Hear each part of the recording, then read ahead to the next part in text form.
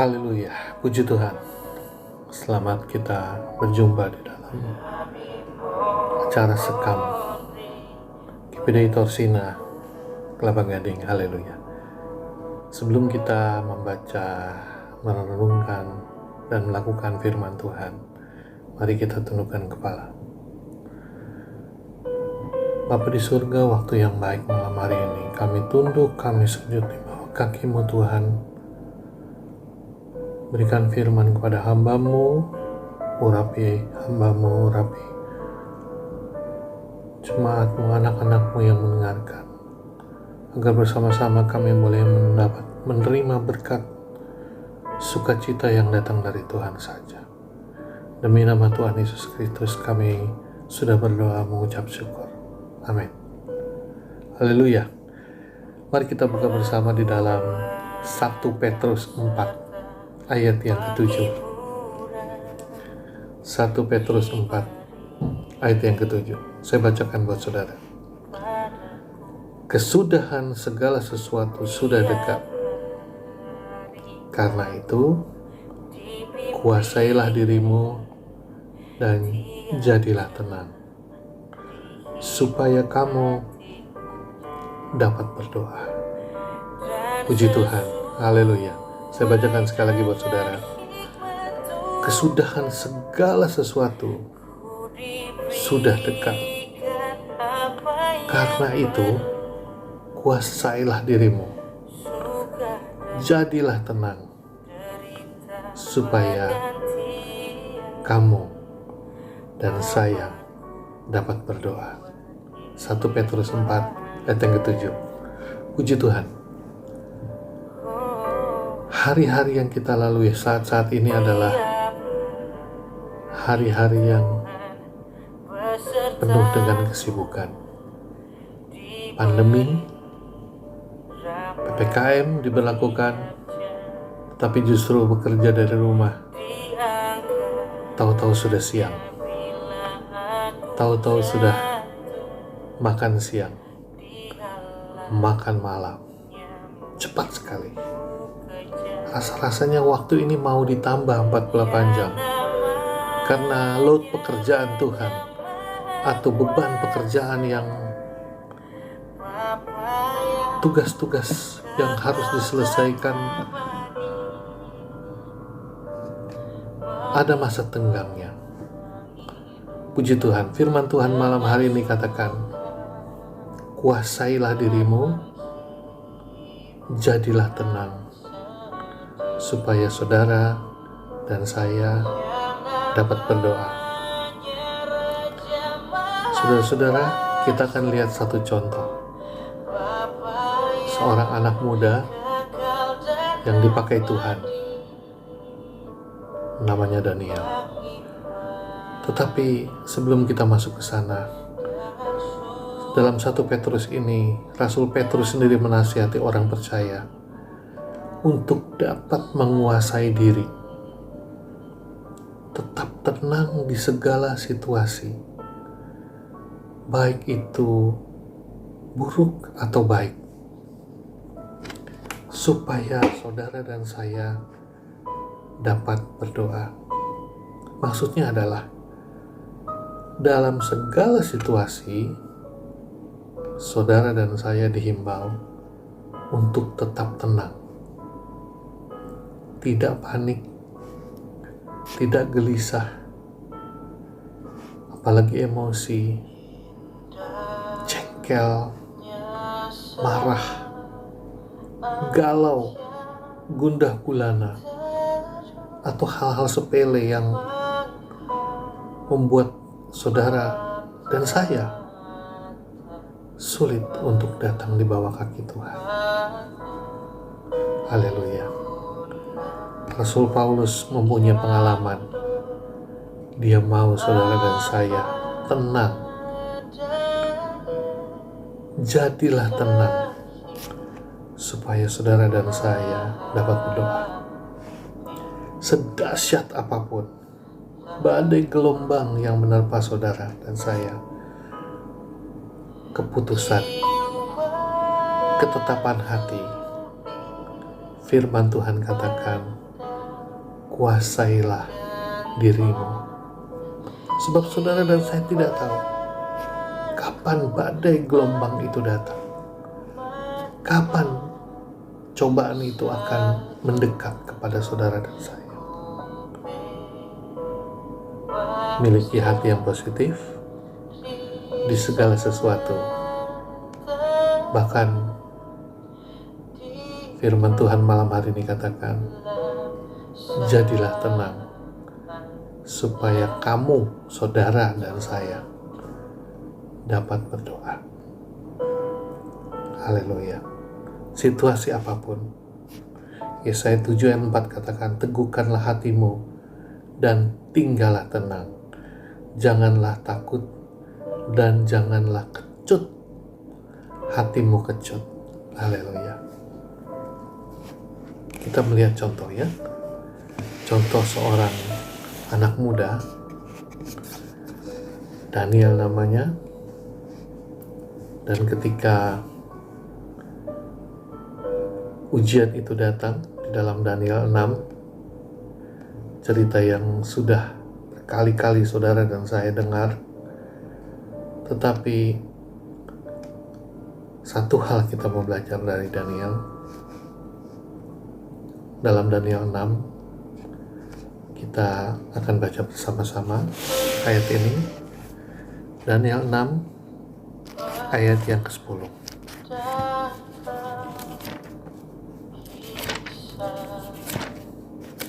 Saudara yang di rumah, nikmati firman Tuhan, tetap di dalam hadirat Tuhan sebelum kita masuk di dalam doa.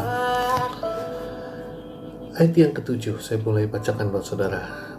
Kemudian bergegaslah para pejabat tinggi dan wakil raja itu menghadap raja dan berkata, ya Raja Darius, kekallah hidupmu, Tuanku. Semua pejabat kerajaan ini, semua pengusaha dan wakil raja, para menteri dan bupati telah mufakat supaya dikeluarkan kiranya suatu penetapan raja dan ketetapan suatu larangan. Barang siapa yang dalam 30 hari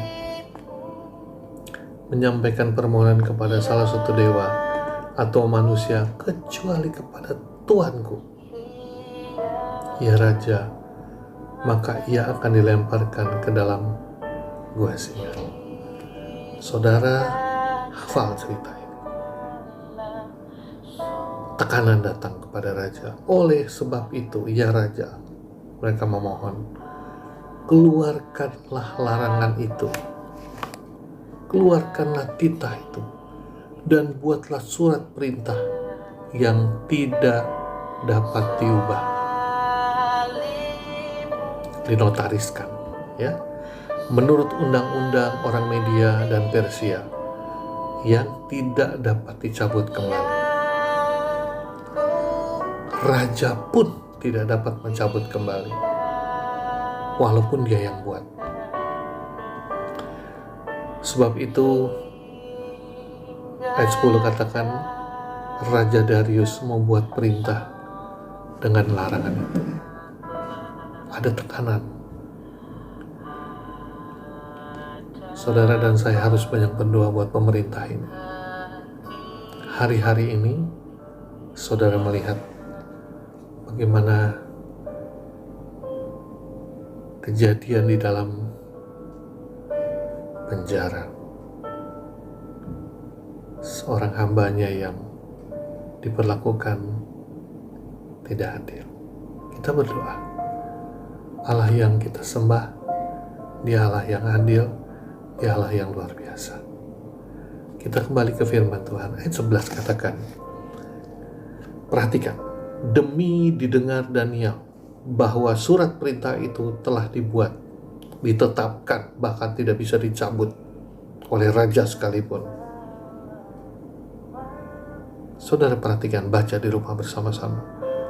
Pergilah ia ke rumahnya. Pulang dia ke rumahnya. Ngapain? Dalam kamar atasnya ada tingkap-tingkap terbuka ke arah Yerusalem. Saudara baca, 3 kali sehari ia berlutut, berdoa, serta memuji Allahnya, seperti yang biasa dilakukannya. Saya ulang ayat ini ya. Demi didengar Daniel. Dia dengar. Kenapa? Dia ada di lingkungan istana. Pusingkah dia? Gentarkah dia? Petrus katakan, galaukah dia? Saudara perhatikan, apakah dia lari ke raja, lalu dia membujuk, katakan, lari, batalkan. Apa yang dia ambil sikap? Saudara perhatikan, pergilah ia ke rumahnya, pulang seperti yang dia biasa lakukan. Sama dengannya adalah komitmen. Komitmen ya. Kita mau baca, kita mau cari arti kata komitmen ini apa.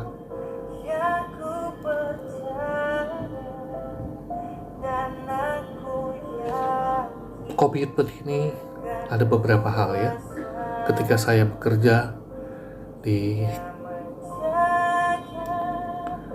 pegawai BUMN, setelah proses tes tertulis, kesehatan, tes wawancara dan sebagainya, maka ada beberapa lembar yang disodorkan kepada saya sebagai bukti janji saya akan memenuhi aturan yang perusahaan tetapkan. Diizinkan saya membaca, selanjutnya saya menandatangani di atas materai 6.000. Waktu itu masih 6.000. Lembar per lembar, termasuk sanksi, komit, bahkan sampai sanksi pemecatan bila mana saya melakukan pelanggaran. Pelanggaran ada 2, yang soft dan yang hard. Saya tanda tangan. Komitmen kerja itu. Ada juga komitmen kepada keluarga. Saya harus membesarkan anak-anak saya. Saya harus menyekolahkan mereka sampai selesai. Ya. Lalu ada komitmen dalam keluarga. Saya bersama istri saya. Lalu komitmen kepada diri sendiri. Komitmen kepada Allah. Saudara-saudara, Daniel mempunyai komitmen yang mengunci dirinya untuk dia datang duduk di bawah kaki Tuhan. Firman Tuhan awal katakan, kuasailah dirimu, jadilah tenang, supaya kamu dapat berdoa. Daniel tahu dan Daniel paham, untuk masuk ke dalam hadirat Tuhan harus tenang, harus ada penguasaan diri. Utamanya adalah harus punya komitmen. Komitmen untuk datang duduk di bawah kaki Tuhan. Kalau komitmen Daniel itu adalah 3 kali sehari yang biasa dia lakukan, bagaimana dengan saudara dan saya? Apakah hanya pagi? Apakah hanya pagi dan malam? Atau pagi, siang, dan malam? Hari-hari ini, Petrus katakan tadi adalah hari-hari ini adalah jahat. Kesudahan sesuatu sudah dekat. Kalau saudara lebih banyak berlutut, kalau saudara lebih banyak dekat kepada Tuhan, maka saudara akan tahu. Gali firman Tuhan. Tuhan mau supaya hari-hari ini Roh Kudus memerintah di dalam hatimu. Roh Kudus menguasai hatimu agar saudara dapat tenang dan dapat berdoa. 2 Tesalonika 3 ayat yang 11 katakan, saya bacakan buat saudara. Kami katakan ini karena kami dengar bahwa ada orang yang tidak tertib hidupnya dan tidak bekerja, melainkan sibuk dengan hal-hal yang tidak berguna. Saudara-saudara, waktu 24 jam, kalau saja Daniel dapat mengatur waktunya 3 kali sehari. Kalau perlu, zaman sekarang kita hidupkan di alarm. Tutut. Waktunya berdoa. Sedang meeting serius dengan rekan kerja, tiba-tiba sholat asan beduk bunyi jam 12. Dia permisi, saya mau berdoa. Dia cuma bilang minta waktu 10 menit, 15 menit. Saya mau hitung sebetulnya kan, dia ambil air wudhu saja udah berapa menit. Tapi saya manfaatkan waktu untuk tidak mau tertinggal.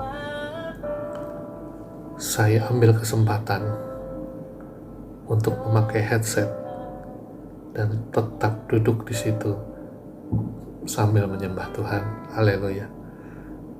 Kesempatan-kesempatan yang baik, waktunya mungkin persis dengan waktunya mereka. Gak masalah, saudara. Pakai kesempatan, kuasai dirimu agar saudara bisa tenang dan masuk di dalam hadirat Tuhan. Haleluya. Puji Tuhan. Sekian firman Tuhan. Kunci waktumu, jadikan waktumu berguna hari-hari ini, dan berikan waktu lebih lagi kepada Tuhan. Haleluya. Mari kita tundukkan kepala, kita berdoa. Haleluya. Bapa di surga, terima kasih. Contoh yang baik Kau berikan kepada kami, agar kami dapat mengatur waktu-waktu kami berguna di hadapan-Mu Tuhan. Amat terlebih kami dapat menguasai hati kami bersama Engkau Tuhan. Roh-Mu ada di dalam hati kami, dan biar kiranya kami dapat berdoa, kami menyembah Engkau di hari-hari yang jahat ini. Terima kasih, segala puji, hormat, syukur kami naikkan. Terima kasih buat firman-Mu, terima kasih buat pimpinan-Mu.